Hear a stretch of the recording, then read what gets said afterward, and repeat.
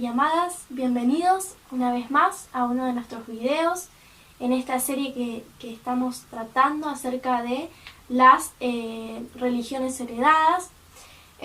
También la continuación del video de por qué los cristianos no aceptan al Mesías. Cristianismo, ¿no? La religión cristiana, podríamos decir, en realidad, más que las personas. Sí. Y sí, bueno, shalom, bienvenidos hermanos.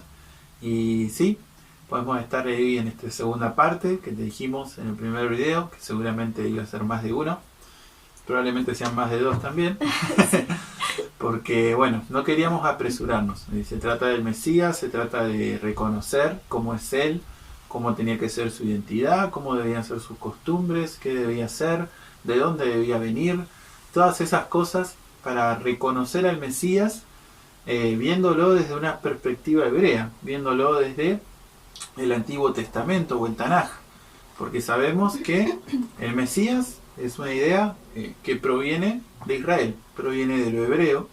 No hay otra religión que te va a presentar a alguien o algo como tu Mesías. Solamente ese concepto del Mesías lo hallamos en el pueblo de Israel, en el pueblo hebreo. Entonces nos pareció que debíamos ser fiel a eso e intentar reconocer al Mesías a través de esas herramientas, de esa perspectiva, ¿no? Y no a través de lo que hoy tenemos como cristianismo. Y viéndolo para ver qué cosas se sostienen con la Biblia, ¿no? Qué cosas son bíblicas y qué cosas se sostienen dentro de la religión cristiana. Por ahí nos vamos a encontrar con cosas que están en la Biblia, pero el cristianismo no las ha tomado, las ha rechazado. Y a lo largo de esta serie es un poco el centro, ¿no? De religiones heredadas, de poder ver qué cosas son herencias de una religión, de una enseñanza de hombres, de mandamientos de hombres, y que no son bíblicas, que no son algo que nos enseñe nuestro Padre. Así que bueno. Y que nos alejan de nuestras raíces, ¿no? Como bien dijimos hace varios videos, de que el judaísmo, o mejor dicho, el pueblo de Israel, son nuestro origen. Descendemos de ahí, venimos de ahí, y a pesar de que nosotros creamos en el Mesías, lo cual los judíos no, por motivos que, bueno, no alcanzaría este video para expresarlo, pero en parte es por lo que se malinterpretó de esto, ¿no? Y bueno, volver al hecho de que venimos de ahí, o sea, nuestras creencias, al ser monoteístas, el creer que en esta Biblia que tenemos acá, en el Antiguo Testamento, todo viene de ahí. Y estas creencias o religiones heredadas un poco quieren, bueno, un poco no, en realidad la intención es erradicar al judaísmo, erradicar al Israel que Adonai, que Dios escogió como su pueblo de la memoria del creyente. Y lamentablemente no podemos sacarle la raíz a un árbol, porque si le sacáramos la raíz se moriría. Y bueno, lamentablemente se ha podido, y la intención de esta serie es que volvamos a las raíces, volver a escudriñar de dónde venimos y también a quitarnos las piedras que perturban o que dificultan nuestro conocimiento de Dios, ¿sí? Entonces, bueno, dando el cierre a lo que veníamos hablando. El apóstol Pablo lo resume un poco en el que fuimos un olivo silvestre injertado en el olivo natural, ¿no? Así es. Entonces debemos reconocer a ese olivo natural y de alguna manera, entendiendo por olivo natural a Israel, al hebreo, ya hablamos de lo que es el judaísmo, que también en paralelo con el cristianismo es una religión que introdujo muchas doctrinas de hombres que no se sostienen en la Biblia, ¿no? Sí. Entonces, entendiendo ese olivo natural como el pueblo hebreo, como ese pueblo fundado solamente en la palabra de nuestro Elohim, debemos reconocer qué cosas hay ahí y tomarlas, porque nosotros somos un olivo injertado ahí, no podemos actuar de manera diferente. Explicado de esa manera es lógico, ¿no? Como una rama va a estar trabajando contrario o desconociendo lo que es el tronco. Se moriría si no, ¿no? Es una rama que se seca justamente. Así es. Entonces, bueno, un poco en este sentido. Vamos a arrancar con la segunda parte, sin más introducción porque ya está la introducción del primer video. Pero no vamos a hacerlo muy extenso. Vamos a arrancar con empezar a ver a nuestro Mesías de otra manera, con otros ojos.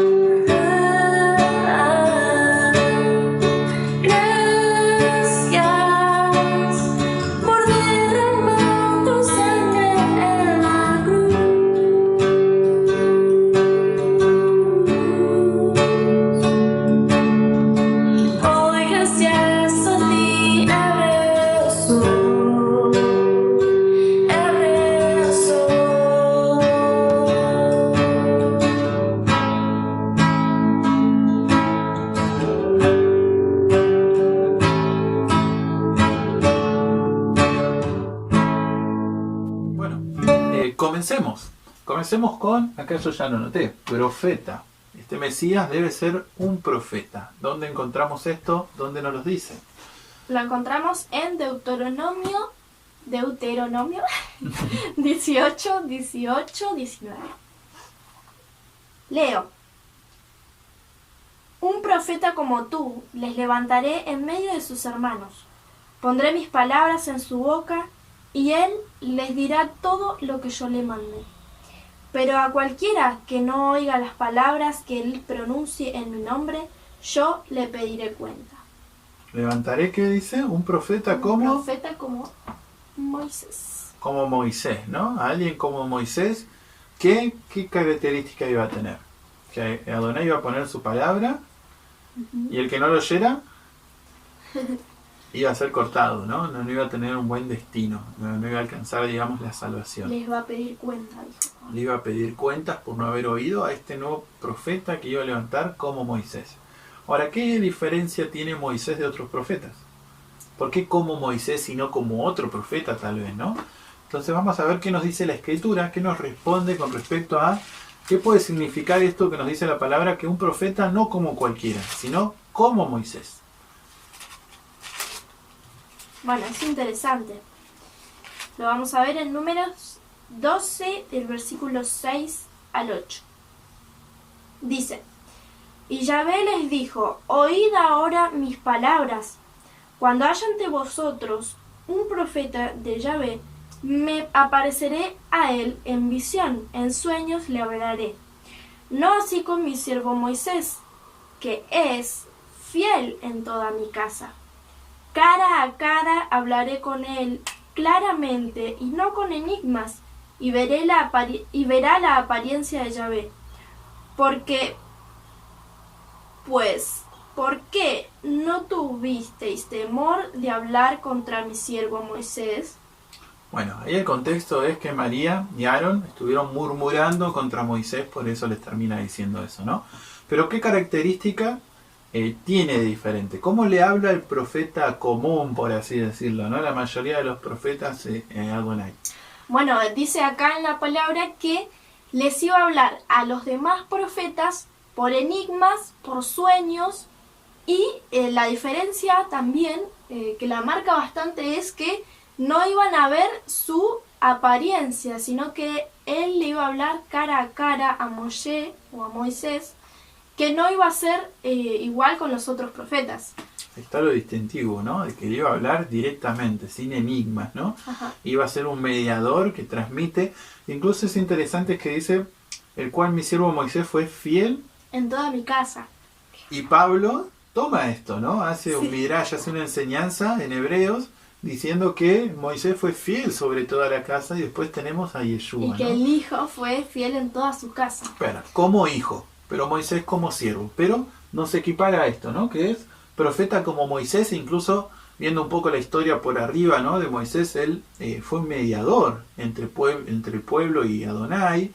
El pueblo tenía mucho miedo de estar en la presencia de Adonai, de oír, y le pidieron a Moisés y dijeron, andá vos y hablá vos con Dios, y lo que Dios te diga a vos después no lo decís a nosotros, ¿no? Hacernos de mediador en esta situación. Fue alguien que Adonai utilizó para liberar al pueblo de Egipto. Entonces, no me quiero extender más, pero en realidad si empezamos a escudriñar, a buscar, vamos a encontrar muchísimos paralelos entre Moisés y, bueno, el Mesías que nosotros conocemos, ¿no? Pero no me quiero ir a lo que ya sabemos. La idea es poder ver al Mesías sin la necesidad del Nuevo Testamento, poder reconocerlo, cómo debía venir, cómo debía ser, para que cuando nosotros vayamos al Nuevo Testamento sepamos reconocer que sí y que no, tal vez, o que me enseñaron que sí y que no. Pero bueno, tenemos esta cualidad, ¿no? Esta característica de este profeta Mesías, que a diferencia, bueno, también con Moisés, ¿no? El que no lo oyera, Dios le iba a pedir cuenta. ¿Por qué? Porque hablaba cara a cara con Dios, y la palabra que iba a hablar era palabra de Dios, no era palabra de hombre, ¿no? Pero continuemos. El segundo aspecto que vamos a ver es que tiene que ser rey. Eso lo vamos a encontrar en el libro de Salmos, el capítulo 2. Bueno, lo encontramos en el Salmo 2, el versículo 6, que dice: Yo he puesto mi rey sobre Sión, mi santo monte. Pero también hay otro capítulo y otro versículo que es bastante claro, y lo encontramos en Jeremías 23:5. O cual este también es claro, ¿no? O sea, pondré mi rey sobre mi santo monte, sobre Sión, ¿no? En el contexto está hablando de Adonai, está hablando Dios, que iba a poner a alguien, iba a poner un rey en su lugar santo. Dice: Vienen días, dice Yahvé, en el que levantaré a David renuevo justo, y reinará como rey, el cual será dichoso y actuará conforme al derecho y la justicia en la tierra. En sus días será salvo Judá, e Israel habitará confiado. Y este será su nombre, en el cual lo llamarán Yahvé, justicia nuestra. Bueno, leí el versículo 6 también porque, le da el nombre, ¿no? Y me pareció importante remarcarlo. Pero ahí tenemos, ¿no? En el Salmo 110, en el Salmos 2 y en el capítulo de Jeremías 23, tenemos ahí la promesa de Yahvé de levantar un rey. ¿De dónde incluso lo iba a levantar, dice? de la casa de David, ¿no? De David. El renuevo de David, ¿no? Y esto lo vimos en el capítulo anterior de la descendencia, de dónde tiene que venir el Mesías, ¿no? Que iba a venir de la tribu de Judá y que es alguien que iba a salir de específicamente de David. Porque en la tribu de Judá había muchas familias, no era el único David, pero específicamente tiene que venir de la familia de David. No puede venir de otra familia, aunque sea de Judá. Ahí Adonai marcó un punto de dónde es que tenía que venir. Bueno, dicho esto de lo que es rey, que él tenía que ser un rey, que incluso leímos el capítulo anterior y ahora tal vez podemos hablarlo un poco en Génesis 49, cuando se nos dio la promesa de Shiloh, que hablamos de Shiloh, decía algo interesante, que el cetro de Judá o los reyes no iba a ser quitado hasta que venga él, ¿no? De alguna manera como que él iba a ser el último rey, ¿no? Y esto, más allá de lo que pueda hablar el Nuevo Testamento, la Biblia, por la historia confirmamos también que hubo después de un tiempo donde ya Israel no tuvo reyes, ¿no? Quedaron sin rey en ese sentido y es hasta el día de hoy. Incluso si me equivoco, bueno, corríjanme, pero quien está hoy se le llama como un primer ministro. Tienen un orden en ese sentido, no es un rey, ¿no? Incluso cuando dejan de tener rey, un poquito antes de que el Mashiach se manifestara, habían ya dejado de tener rey, pero después de la ida de Mashiach y de la destrucción de Jerusalén y que todos los judíos se fueron a la dispersión, en los imperios en los que se fueron, de gracia, por así decirlo, entre comillas, los gobernantes asignaban de las comunidades judías en sus lugares un jefe de la dispersión, un jefe de la diáspora se le llamaba. Tiene un nombre en hebreo, pero bueno, lo traduzco al español. Y se le asignaba de la casa de David, se le asignaba que fuera específicamente descendiente de David, pero ya no eran rey. Ya no se le asignaba un, ¿cómo se dice? Ya no tenía, no tenía una corona, por decir, puesto, ¿no? Sí se lo consideraba de la nobleza, pero ya no tenía el puesto de rey. Exactamente. Así. Y es interesante porque la pregunta que es, bueno, ¿qué le impide a Israel tener un rey? ¿Qué se lo impide? Hoy, siglo XXI, sabemos que incluso recuperó Jerusalén, ¿no? ¿Y qué le impide tener un rey? Bueno, tal vez sea la palabra de Adonai, tal vez sea esta profecía lo que le impide tener un rey en realidad, ¿no? Porque humanamente podrían tenerlo, no había problema. Incluso para ellos la era mesiánica todavía no llegó, lo cual es curioso, porque ellos dicen que, según la profecía de Génesis 49, no iba a haber más reyes hasta que venga Shiloh. Exactamente. Y supuestamente la era mesiánica no vino todavía, entonces... Es interesante. ¿Qué pasó? Es interesante porque así como hablamos y en el título sobre el cristianismo, fíjate que empezamos a escudriñar, a escarbar en la palabra y empezamos a encontrar cosas de los dos lados, ¿no? Que desde el judaísmo no haya mucho sustento bíblico y es interesante porque ahí empezamos a ver esas religiones heredadas, podemos empezar a ver esas cosas que con la palabra no se explican, solamente se pueden explicar a través de enseñanzas de hombres. Pero bueno, continuemos. El que viene es sacerdote. Debe ser sacerdote. Hasta ahora vimos profeta, rey y ahora vamos por sacerdote. Bueno, vamos a leer el Salmo 110, versículo 4. Dice: Juró Yahvé y no se arrepentirá. Tú eres sacerdote para siempre, según el orden de Melquisedec. ¿Quién era Melquisedec? Bueno, Melquisedec era el rey de Salem, al que se encuentra a Abraham después de haber librado a Lot, si mal no recuerdo. Él se lo encuentra y le da el diezmo de todo lo que había ganado, ¿no? De todos sus despojos. Así que, él sería el rey y sacerdote. Rey y sacerdote, es interesante, ¿no? Se escoge una figura que era rey y sacerdote. Este Mesías va a ser rey.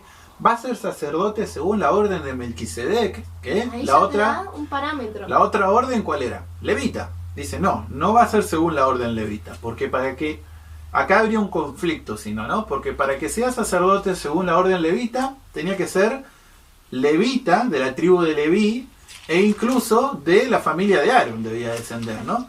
Entonces, y si era levita no podía ser rey porque tenía que ser de la tribu de Judá.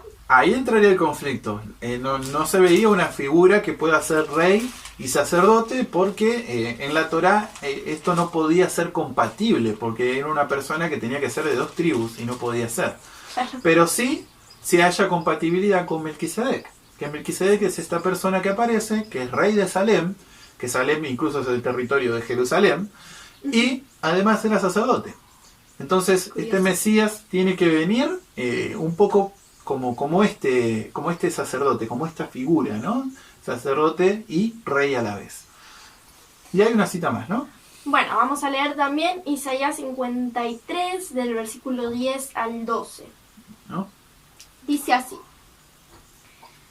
Yahvé quiso quebrantarlo, sujetándolo a padecimiento, cuando haya puesto su vida en expiación por el pecado. Verá descendencia, vivirá por largos días, y la voluntad de Yahvé será en su mano prosperada. Verá el fruto de la aflicción de su alma y quedará satisfecho. Por su conocimiento justificará mi siervo justo a muchos, y llevará sobre sí las iniquidades de ellos. Por tanto, yo le daré parte con los grandes, y con los poderosos repartirá el botín, por cuanto derramó su vida hasta la muerte y fue contado con los pecadores, habiendo llevado el pecado de muchos y orado por los transgresores. Bueno, a primera instancia vas a creer que nos equivocamos con el versículo, porque nunca dice sacerdote, ¿no? Pero hay que entender que estamos hablando de lo que hace un sacerdote. Exactamente. Así, a veces yo puedo decir que alguien es sacerdote porque digo que es sacerdote, o también puedo decir que es sacerdote por las funciones que hace. Y aquí, Isaías 53 nos habla de ese aspecto, de la función de un sacerdote, que es alguien que tenía que hacer el sacerdote. El sacerdote era un poco el mediador entre el pueblo y Elohim, ¿no? En el santuario está bien clara esa figura de que era alguien que tenía que mediar. ¿En qué sentido? En llevar los pecados del pueblo al interior del santuario para que sean purificados, ¿no? Para que el pueblo sea purificado. También estaba encargado de enseñar al pueblo a que anduviera en los caminos de Adonai. Pero aquí vemos a este Mesías que va a llevar los pecados del pueblo, ¿no? Los pecados de sus hermanos, dice, y va a justificar a muchos. Entonces, ahí vemos también la obra. ¿Por qué dice que será sacerdote según la orden de Melquisedec? Porque va a ser una obra de sacerdocio, va a llevar los pecados de los demás del pueblo para purificar a este pueblo, para justificar a este pueblo. Que no es nada nuevo lo que estamos diciendo, te lo agrego como un dato, pero antes de la venida del Mesías, que nosotros sabemos quién es, ya en el pueblo judío había esta idea. Sobre todo los esenios, esa secta que los esenios eran sacerdotes en su mayoría, eran descendientes de la tribu de Leví. ¿Y qué pasó? Ellos vieron que había un mal manejo en el santuario, entonces decidieron apartarse del santuario, irse a vivir al desierto, y ellos empezaron a escudriñar y empezaron a interpretar y empezaron a esparcir esta idea de que como el pueblo estaba en pecado, de como que el pueblo estaba mal, no solamente era necesario un rey Mesías, sino que también era necesario un sacerdote Mesías. Era necesario un sacerdote para que pueda sanar la apostasía que había en este pueblo. Así es. Por eso, Juan el Bautista, ¿qué hace? Vino Yeshua, y es interesante porque él dice, bueno, a mí Adonai me dijo que cuando yo vea el Espíritu descender como paloma sobre alguien, ese es el Mesías. Por eso yo ahora me pongo a bautizar y él se va a manifestar, él va a aparecer y va a tener que pasar esto. Aparece, pasa eso. Juan el Bautista es llevado preso, y estando preso, ¿qué le manda a preguntar al Mesías? ¿Sos vos el que teníamos que esperar o es otro? ¿Por qué es esto? Porque claramente Juan el Bautista tenía en su cabeza un concepto de un Mesías doble función, ¿no? Alguien que tenía que hacer dos cosas, y él no sabía si el Mesías iba a hacer las dos cosas o él venía como él vino, ¿no? A preparar el camino para otro. Entonces, ¿vos venís a preparar para el camino para otro o vas a hacer las dos cosas en realidad, ¿no? ¿Cómo es esto? Claro. Y vemos la idea que había de rey también, ¿no? Varias veces al Mesías lo quisieron hacer rey, a Yeshua lo querían coronar como rey. Porque incluso cuando hizo la entrada triunfal, todos lo alababan como un rey. Exactamente. Pero bueno, hecho este paréntesis un poco sobre lo que era el sacerdote, queremos hacer hincapié en el versículo 11. ¿Lo querés leer de nuevo? ¿Lo tenés ahí? Te puse en aprietos, ¿no? Pero vamos a leer el versículo 11, que para leerlo bien, ¿no? Una parte me lo acuerdo, pero que nos va a dar el pie para que vayamos a otra porción de la escritura. Algo que leído rápido uno no se percata de lo que dice. ¿Cómo dice? Sí, me pasó hasta a mí. Dice, verá el fruto de la aflicción de su alma y quedará satisfecho. Por su conocimiento justificará mi siervo justo a muchos y llevará sobre sí las iniquidades de ellos. Fíjate, la obra de justificar a otro, la obra de restaurar a otro, no consistía solamente en que él haga un sacrificio, derramar su sangre, dice el otro versículo, por los pecados del pueblo. No consistía solo en eso, ¿no? Sino que también dice que por su conocimiento él va a justificar a otros, a muchos en realidad. Y vamos a ver en Malaquías 2:7 otra función del sacerdote, porque aquí está hablando de él, bueno, generalmente se conoce la función del sacerdote con que lleva el pecado, como que es mediador en ese sentido. Pero el sacerdote tiene otra función y ahora lo vamos a leer. Malaquías 2:7 dice, porque los labios del sacerdote han de guardar la sabiduría, y de su boca el pueblo buscará la ley, porque es mensajero de Yahvé de los ejércitos. Fíjate qué interesante. De la boca del sacerdote el pueblo va a buscar la ley, ¿no? Entonces el sacerdote en su boca, el conocimiento que él tiene que tener es sobre la Torá, es sobre la ley. Y dice que por medio de ese conocimiento va a justificar a muchos. Esto nos da el hincapié para hablarte de un concepto que vamos a intentar hacerlo sencillo. Es medio complicado, es medio rebuscado, hay mucha información. Vamos a intentar que, si Adonai permite, poder comprimirlo y que pueda quedar claro a cada uno que esté viendo y escuchando este video. Pero este concepto lo encontramos en Miqueas, capítulo 2, versículo 12. Dice así, de cierto te juntaré todo, Jacob, recogeré ciertamente el resto de Israel.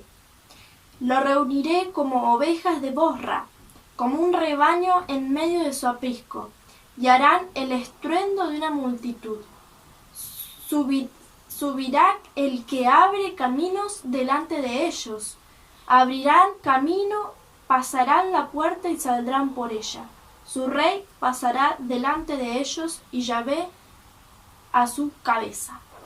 Bueno. Versículo 12 y 13.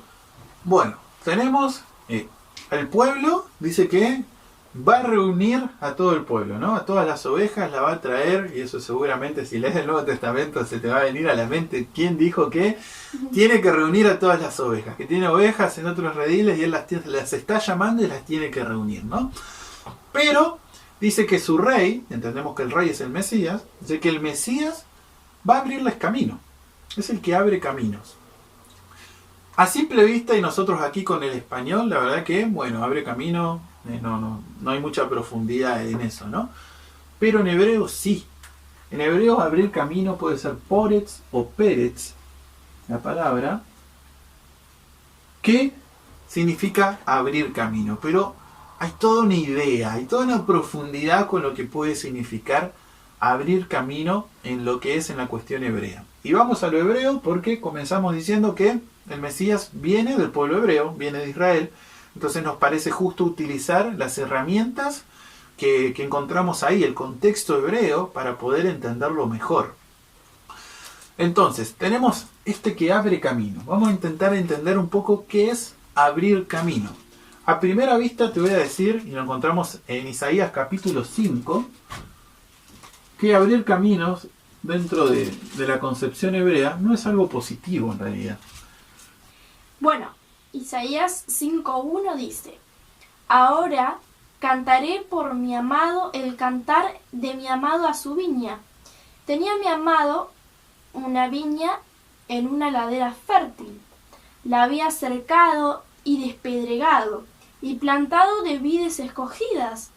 Había edificado en medio de ella una torre, y había hecho también en ella un lagar, y esperaba que diera unas buenas uvas, pero dio uvas silvestres.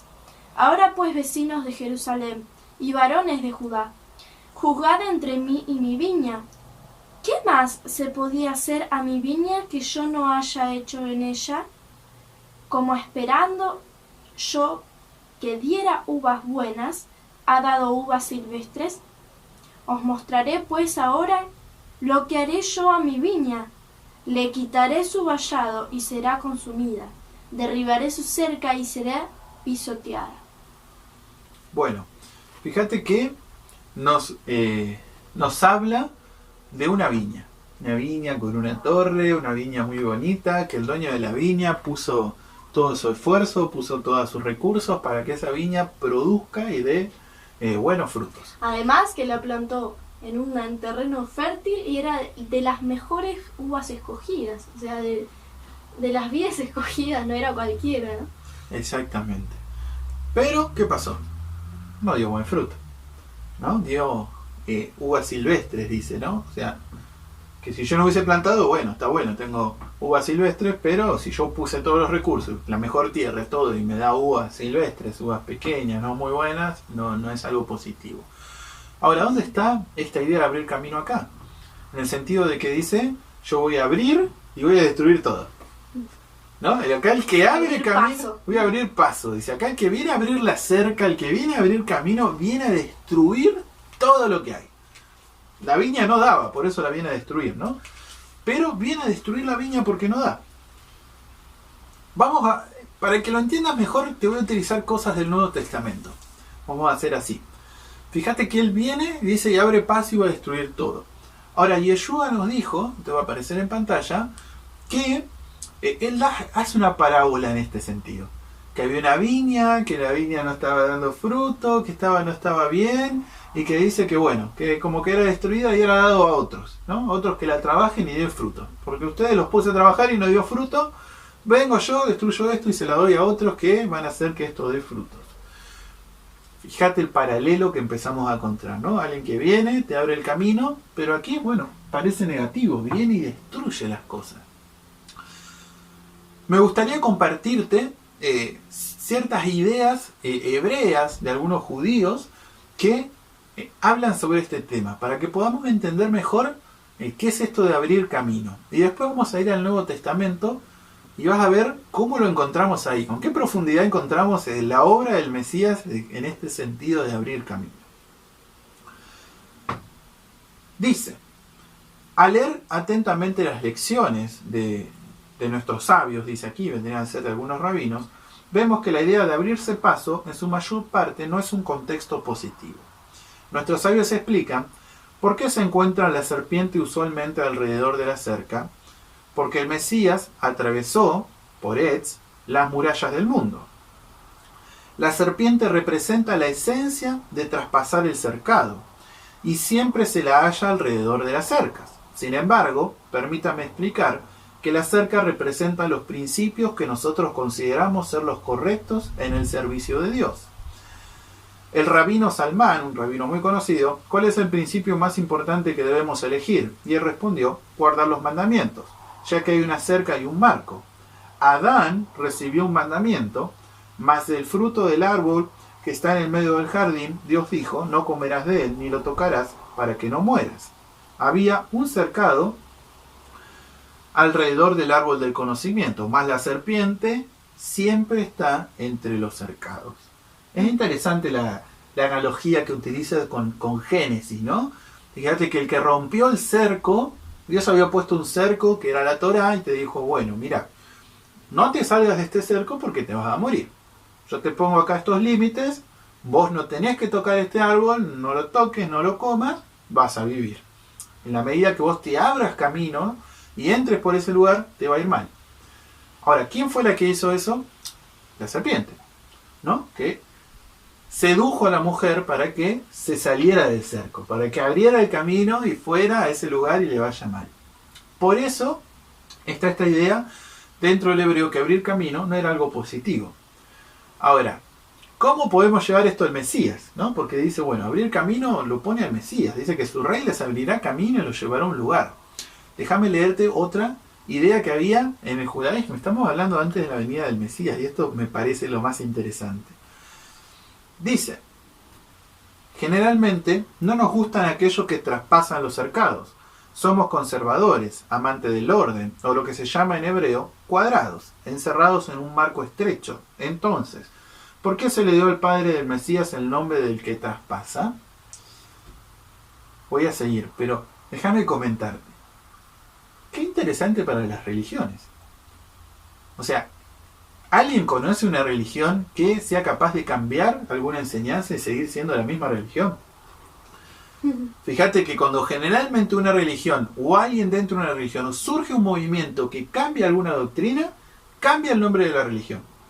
O es de la reforma o de los reformistas o cambia directamente todo el nombre, pero cambia. Las religiones no se sostienen, no aceptan este cambio, ¿no? Son, como por ahí leemos en este texto, cuadrados. ¿No? Les gusta estar ahí, en esa seguridad de que esto, bueno, tiene que ser así y yo no me voy a correr de esto, ¿no? Continúa. El Midrash, que el Midrash es un libro, dice que la razón por la que él fue llamado el que traspasa se relaciona con las palabras: de cierto te juntaré todo, oh Jacob. Recogeré ciertamente el remanente de Israel, lo reuniré como ovejas en un redil, como rebaño en medio de su pastura, hará estruendo por la multitud de hombres. La escritura continúa. Ha subido el que abre camino delante de ellos. Han abierto camino y pasado por la puerta y han salido por ella. Y su rey ha pasado delante de ellos y la cabeza de ellos el Señor. Y a la cabeza de ellos del Señor. ¿Cuál es el nombre del Mesías, justicia nuestra? Porque después lo dice el texto, ¿no? Él abrió camino. Iba delante de ellos. Pérez es el padre del que rompe en el futuro, al final de los tiempos. Le pregunto a usted ahora, dice, ¿es su traspaso bueno o malo? Maestros y respetados rabinos, sucede que somos grandes amantes de la cerca.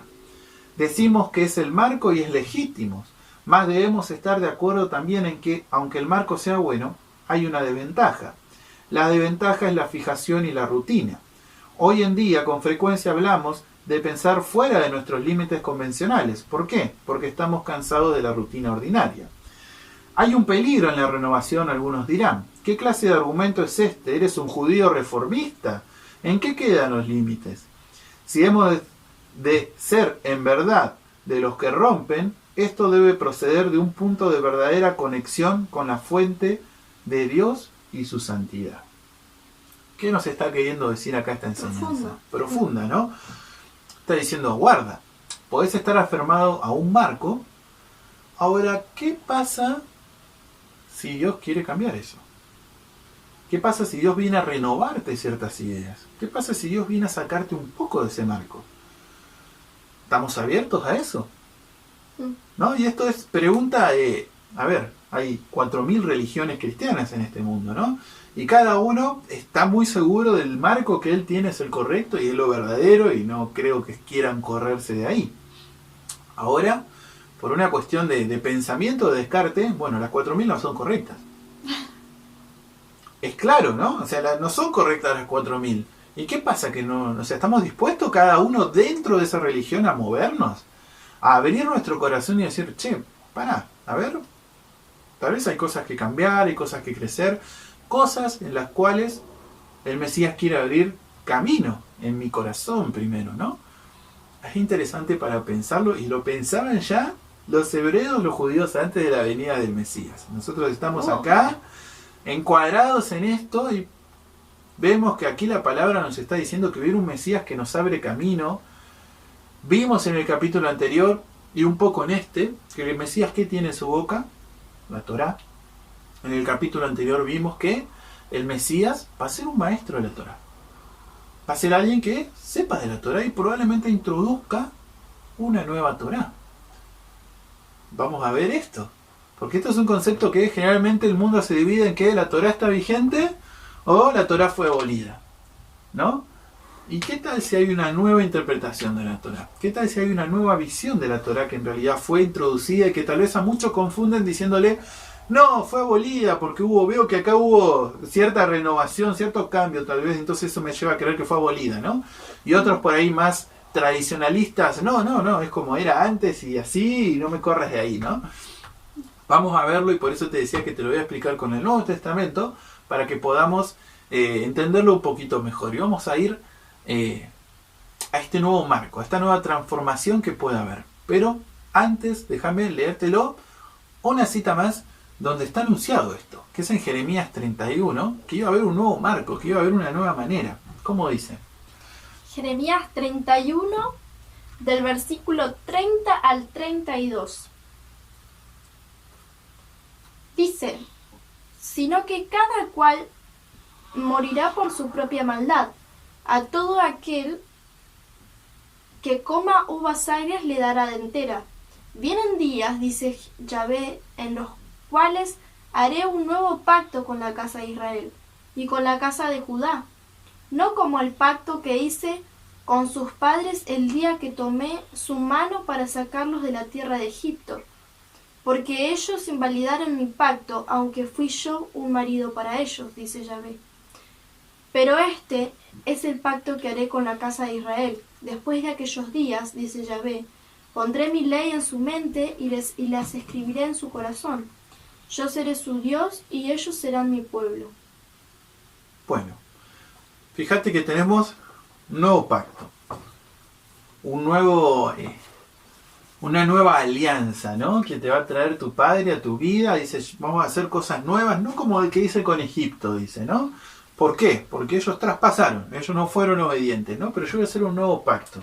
Pero este pacto, por lo que dice la Escritura, y solamente lo que dice ahí, lo que acabamos de leer, no es igual.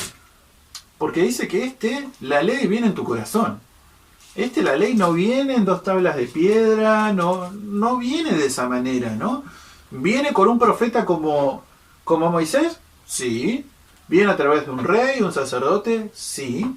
Pero la ley esta vez viene adentro de tu corazón. Dice, yo la voy a poner en tu corazón. No te la voy a poner afuera, ¿no? Esto ya no es así. Ahora, ¿es esta ley letra por letra es igual a la que hallamos en el Antiguo Testamento, en la Torá? ¿Es textualmente igual? Todos esos versículos Dios los puso dentro de nuestro corazón, no los puso. ¿Cómo es esto? O sea, está renovada, hay cosas que tal vez pero son los principios y no son literalmente como se habían entendido antes. Entendemos que vamos creciendo en el conocimiento y tal vez se nos puso el principio de algo y no tal vez literalmente lo que era. Si querés entender mejor esto, hay un video que se estrena creo que este miércoles, que es una Torá para el alma, que justamente el primer video hablamos de esto, de la enseñanza que hay detrás de literalmente un versículo, ¿no? Lo que podemos encontrar atrás de lo que literalmente la palabra nos dice. Y tal vez fue esto lo que fue puesto en nuestros corazones. Te quiero dar un ejemplo que si sos cristiano probablemente no te guste. Está en el Evangelio de Juan 4, capítulo 20, versículo 23. Leemos. Pero la hora viene, y ahora es, cuando los verdaderos adoradores adorarán al Padre en espíritu y en verdad, porque también el Padre de tales adoradores busca que le adoren. Lee un versículo antes, creo que no lo puse un poco el contexto. Vosotros adoráis lo que no sabéis, nosotros adoramos lo que nos... Desde el 21. Dale. Bueno, Jesús le dijo, mujer, créeme que la hora viene cuando ni en este monte ni en Jerusalén adoraréis al Padre. Vosotros adoráis lo que no sabéis, nosotros adoramos lo que sabemos, porque la salvación viene de los judíos. Pero ahora viene y ahora es cuando los verdaderos adoradores adorarán al Padre en espíritu y en verdad, porque también el Padre, tales adoradores, busca que le adoren. la mujer, este es el encuentro de el Mesías con la mujer en el pozo, la samaritana, ¿no? Él responde esto a raíz de que la mujer samaritana le dijo, bueno, ¿dónde tenemos que adorar? Ustedes dicen que en Jerusalén, mi pueblo dice que acá en Samaria, en el templo que nosotros tenemos, ¿no? ¿Dónde tenemos que adorar? ¿Qué le dice el Mesías? ¿Cuál es la respuesta? Viene el tiempo ahora que no es ni acá ni allá. Y esto es nuevo. Esto es una Torá nueva, porque en todo el Antiguo Testamento vamos a encontrar muchas alusiones de que había un lugar específico donde vos debías adorar a tu Creador, donde vos debías llevar las ofrendas. Decía, el santuario ocupaba ese lugar, era la casa de Dios, justamente, ¿no? Dicho propiamente por Dios. O sea, exacto. Dios había establecido ese lugar. Dicho propiamente por Dios, dijo, o sea, el santuario era la casa de Dios. Una expresión que hoy se escucha mucho también, ¿no? Se hacen referencia a los lugares donde la gente se congrega y te dice, esta es la casa de Dios. El Mesías no dijo eso. El Mesías dijo profetizó en realidad, ¿no? Que ya el templo pronto iba a ser destruido nuevamente y ya no iba a haber dónde ir, ¿no? A buscar esa presencia, sino que iba a empezar a ser acá, ¿no? Dentro nuestro. Exactamente. Estaba abriendo el camino a ideas nuevas. Sí. Estaba de alguna manera, ¿te acordás que leímos hace un rato en Isaías? Estaba abriendo camino, abriendo el cerco de esa viña y destruyó esa viña, ¿no? Ese templo fue destruido, bueno, y ahora es de otra manera. Pero ese cerco fue destruido. Exactamente, pero es de otra manera. ¿Alguna vez la adoración a Dios no era en espíritu? No. Siempre fue en espíritu.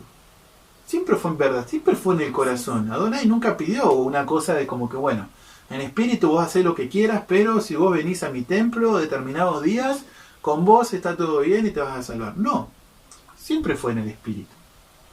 Y probablemente este principio, que está en la Torá, que debemos adorar a Adonai con nuestro espíritu, eso es Torá, eso es ley, eso sí está puesto dentro de nuestro corazón, porque eso sí es eterno. Ahora, probablemente el principio de que vos tengas que ir literalmente a un lugar, como que literalmente haya una pared donde contenga y si esta sea la casa de Dios y no sea otra, yo creo que esa Torá no debe estar en mi corazón. Ahí empezamos a ver abrir camino, ¿no? Por eso leímos de la concepción hebrea y mirá, estamos en estructura, estamos cosas que estamos acomodados, pero probablemente este Mesías que abre camino venga a movernos de ese entendimiento que nosotros tenemos. Venga a renovar ciertas cosas. No anula la Torá, porque la Torá siempre dijo que la adoración era en espíritu. Nunca dijo que no sea en espíritu. No la anula, pero te viene a traer una nueva interpretación, te viene a traer nuevas maneras de poder ver esa Torá. Viendo esto, vamos a entender un poquito mejor, por último, lo que es el Sermón del Monte. ¿Qué nos estaba queriendo decir el Mesías ahí? Bueno, vamos con el Sermón del Monte entonces. Bueno, leemos. Sería Mateo 5, versículos 16 y 17 al 19. Dice, no penséis que he venido a abolir la ley o los profetas. No he venido a abolir, sino a cumplir. Porque de cierto os digo que antes que pasen el cielo y la tierra, ni una jota ni una tilde pasarán de la ley hasta que todo se haya cumplido. De manera que cualquiera que quebrante uno de estos mandamientos muy pequeños y enseñe a los hombres, muy pequeño será llamado en el reino de los cielos. Pero cualquiera que los cumpla y los enseñe, este será llamado grande en el reino de los cielos. Bueno, fíjate que acá probablemente tengamos algo donde surgen las dos confusiones de los dos extremos, ¿no? Ahí la Biblia dice, en la mayoría de la Biblia vas a encontrar que dice, no he venido a abrogar o a abolir la ley, la Torá, ¿no? Que en griego, acá te puse, es katalusai. Ahora, esto sería literalmente derogar por completo o abolir, ¿no? No vine ni a derogar, quitarle la importancia a la Torá y mucho menos abolirla, ¿no? Incluso en hebreo podría traducirse también como a transgredir. Puede decir, no vine a transgredir la ley, no vine a transgredir la Torá. Ahora, esto no dijo Yeshua. En realidad no dice eso. No sé por qué lo ponen así. En realidad la palabra es plerosai. Que la palabra significa completar o ampliar su autoridad. O sea, yo he venido, no dice no he venido a abrir. No, yo he venido, habla en positivo. Yo lo que vine a hacer es a completar la Torá o ampliar su autoridad. Es lo que vino a hacer el Mesías en realidad. Vino a abrir el camino para llevarnos a esos nuevos conceptos, a ampliarnos, a hacernos crecer en eso. Bueno, este versículo deja mucho más en claro lo que hablábamos de Poretz, ¿no? De abrir camino, de abrir la brecha. Exacto, te vengo a abrir el camino hacia un nuevo entendimiento, ¿no? También abrir el camino de tu entendimiento, en tu cabeza, para que puedas entender cosas que probablemente por una cuestión de tiempo, incluso en el tiempo que se vivía, anterior a la venida del Mesías, no era tiempo para que se entendieran esas cosas, ¿no? Recordemos que la Biblia nos relata un poco de cómo Dios como Padre nos va enseñando a nosotros como pequeños, como hijos, ¿no? Y generalmente la enseñanza de un padre a un hijo, cuando sos chico, comienza de una manera hasta que puedas crecer y crezca tu entendimiento y puedas empezar a entender cosas más profundas. Hasta que no sea ese tiempo, el padre no te enseña esas cosas. Hay ciertas charlas que con vos no va a tener porque sos un niño todavía. Lo mismo es con Dios, lo mismo es con la Biblia, entenderla de esa manera. Entonces se había marcado el tiempo para que llegara el que abre camino y nos completara y nos abriera la mente con respecto a ¿qué? A la Torá. Y ahí puede haber mucha confusión, ¿no? Porque, bueno, aquellos que creen que la Torá fue abolida directamente ni hablan de este versículo, pero hay ciertas ramas que sí creen que la ley está, algunas son cristianas, que creen que la ley está, pero digamos que la toman como literal, ¿no? Todo lo que está ahí literalmente es así y por ahí no ven el trasfondo, no ven el principio que puede haber detrás de eso y termina siendo algo no muy distinto que al fariseísmo. Termina siendo algo no muy distinto que al legalismo que hayamos y hemos hablado un poco con respecto a la ley con respecto al judaísmo, con respecto a la religión judía, ¿no? De ver esas cosas, ver la Torá de esa manera. Ni uno ni otro. O sea, hay ciertas cosas que el Padre nos viene a revelar de otra manera. Hay ciertas cosas de la Torá que nosotros no podríamos cumplir, porque hay mucha Torá que está relacionada, por ejemplo, con el templo, y el templo no está. Entonces yo no puedo llevar eso. Entonces literalmente eso no se cumple. Pero sí se cumple el significado, sí se cumple lo profundo o lo amplio de eso, ¿no? Y eso viene a traernos el Mesías, ¿no? Hay ciertas cosas que yo vengo a explicarte en su profundidad y estas cosas es la que yo voy a poner en tu corazón, voy a imprimir. Ustedes ya están crecidos y maduros para empezar a guardar lo profundo de esto y entender que lo primero fue una sombra, fue algo que en el momento te sirvió para crecer y empezar a entender estas cosas que están detrás. Esto es parte del que abre camino.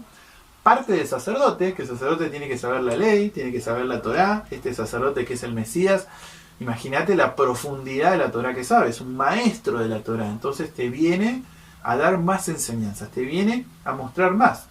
Que primero fue ¿quién? Moshe.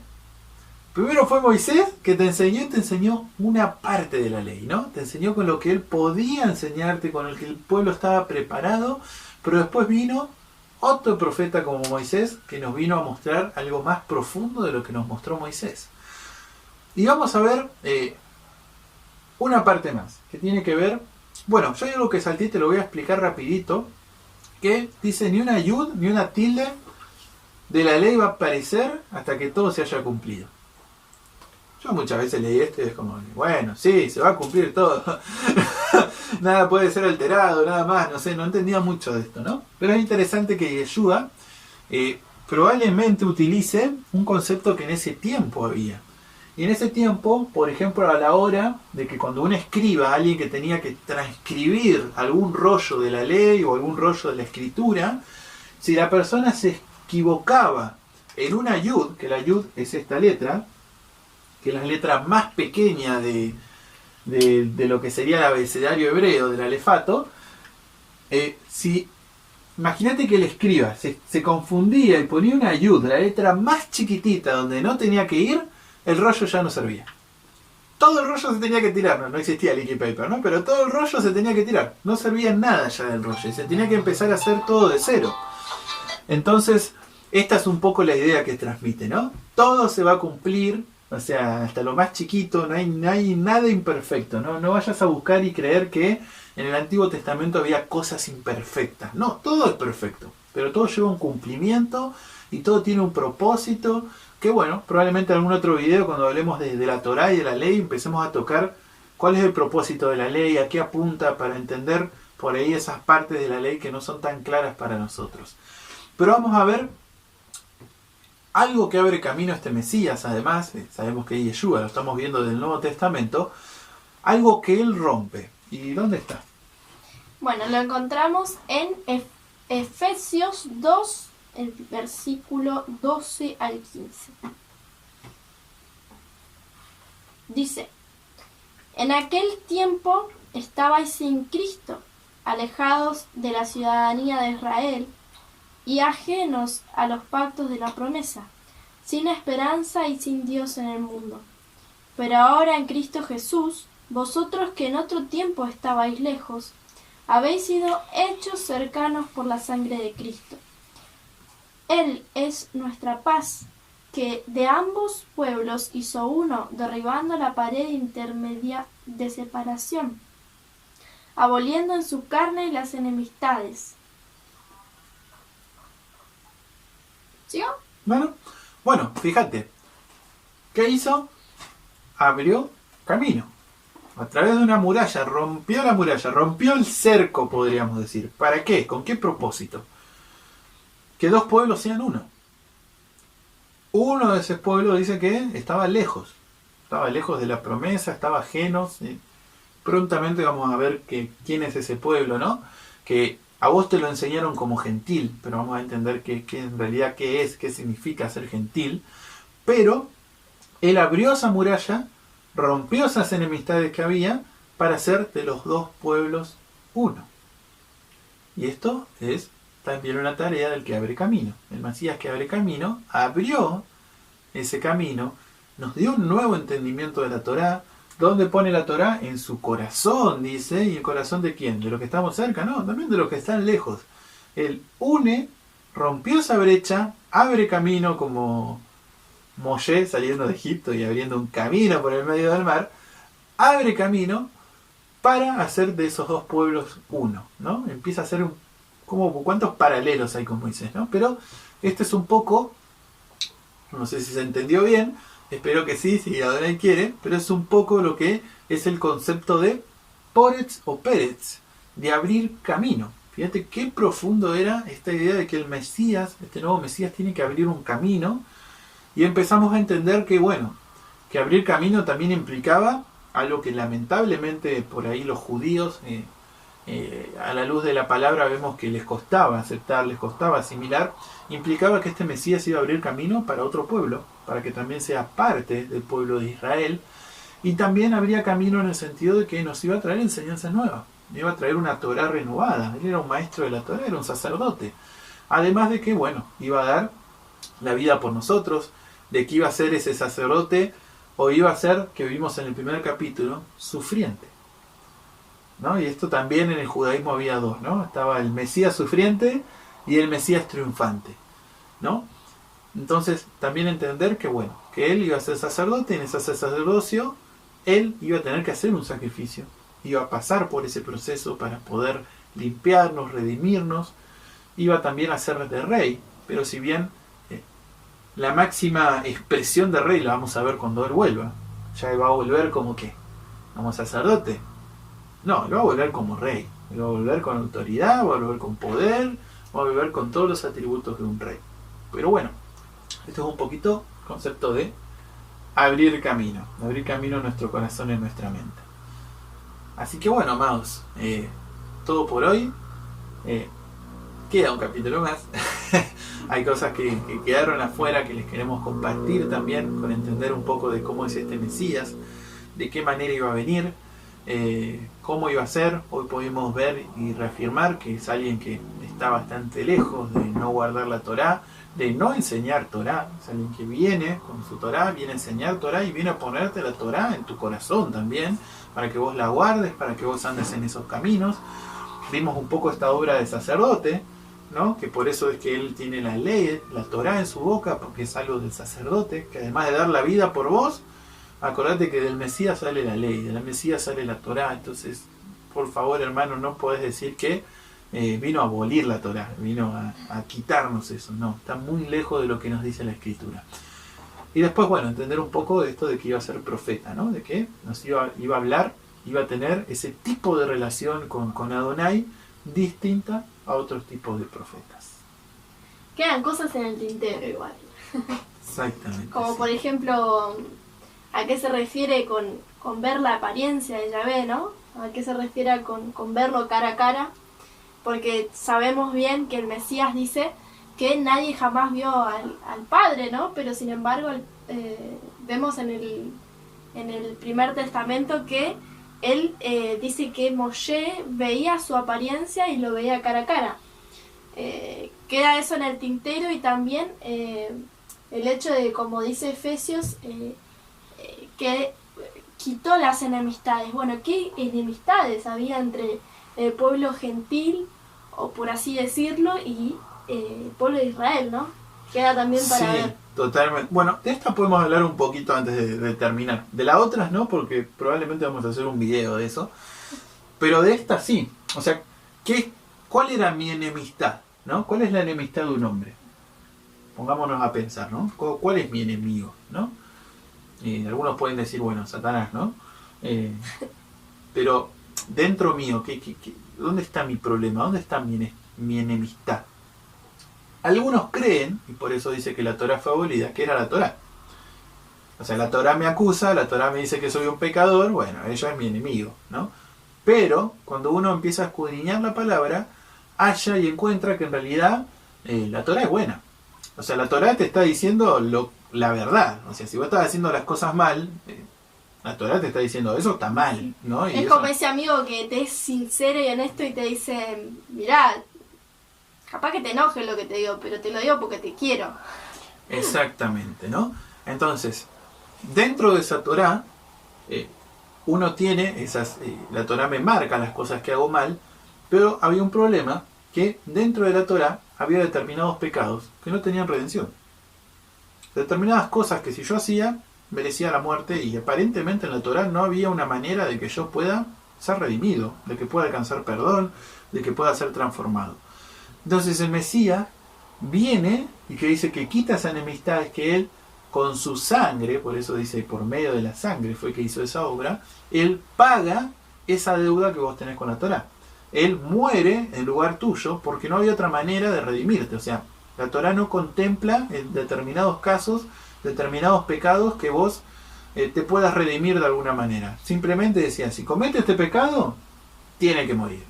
No había tutela con eso, ¿no? Entonces el Mesías viene, muere, bueno, tiene que morir, muero yo. Entonces él elimina esa enemistad, ¿no? Se elimina esa enemistad que puede haber, en este caso, digamos, como te lo voy a poner así porque hasta que veamos el otro video, judíos y gentiles, ¿no?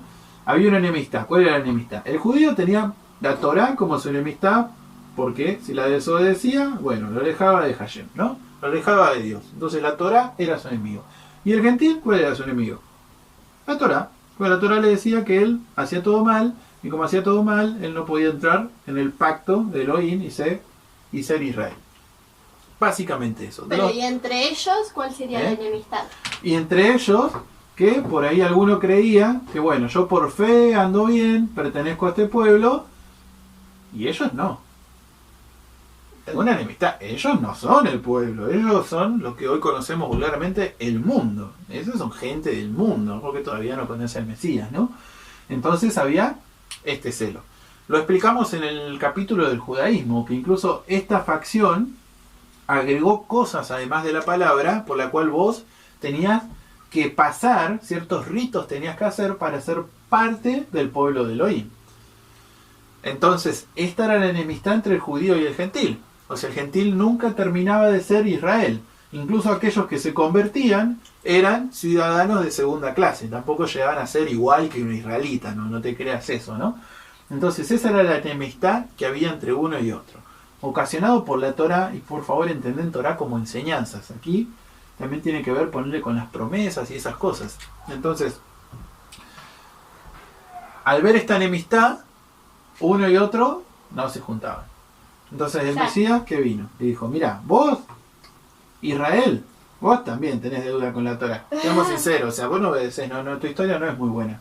Vos, gentil, bueno, obviamente tenés división con esta. Entonces yo muero por vos, soy sacerdote de los dos, rey de los dos, y ahora yo a ustedes les doy una Torá renovada, un nuevo entendimiento de la Torá, ¿no? Y en esto los dos van a ser un solo pueblo y tienen que vivir. Por eso en el Nuevo Testamento te vas a cansar de ver, por ejemplo, el apóstol Pablo hablándote del amor, hablándote de esos atributos de que tenemos que tener unos para con los otros, ¿no? Haciéndote un poco, y creo que el Pablo fue uno de los grandes maestros, de traducirte la Torá del Antiguo Testamento para el Nuevo. Que puedas vivir bajo esos principios que estaban en la Torá en el Antiguo Testamento. Entonces, eso es un poco de que este Mesías vino, abrió camino y rompió esa enemistad y hizo de los dos pueblos uno. Lo otro lo vamos a ver en otros videos. Bueno, espero que le haya sido de bendición el video. Y lo que tratamos acerca del video. Queda también, además de eso que dije, queda también contar en el siguiente video qué más cosas cumplió el Mesías, que ya estaban escritas que iban a suceder. Así que bueno, por mi parte los despido con la bendición de Yahvé y con la paz del Altísimo, y espero que les haya sido de bendición. Amén, así es. Shalom, hermanos, y bueno, cualquier cosa nos pueden ahí escribir, comentar, si te gusta compartir el video, y bueno, que Adonai los bendiga. Shalom.